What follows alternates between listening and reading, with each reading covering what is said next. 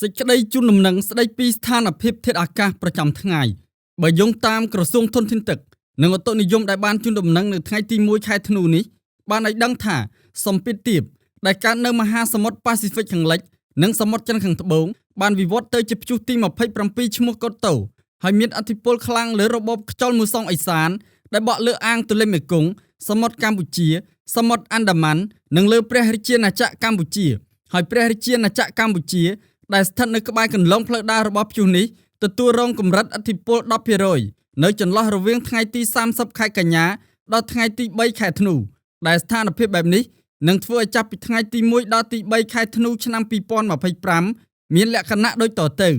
តំបន់វាលទំនាបរួមមានខេត្តបន្ទាយមានជ័យបាត់ដំបងពោធិ៍សាត់កំពង់ឆ្នាំងសៀមរាបកំពង់ធំកំពង់ចាមត្បូងឃ្មុំព្រៃវែងកណ្ដាលតាកែវស្វាយរៀងភ្នំពេញអាចមានសីតុណ្ហភាពមធ្យមអបបរមា20អង្សាសេ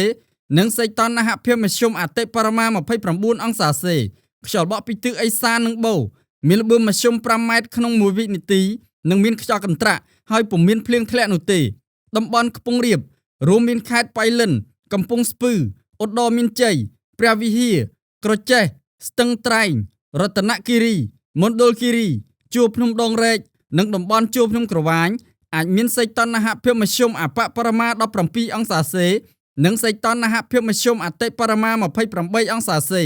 ខ្យល់បក់ពីទិសឦសាននិងឧត្តរមានល្បឿនមធ្យម6ម៉ែត្រក្នុង1វិនាទីហើយពុំមានភ្លៀងធ្លាក់នោះទេតំបន់មាត់សមុទ្ររួមមានខេត្តកោះកុងព្រះសីហនុកំពត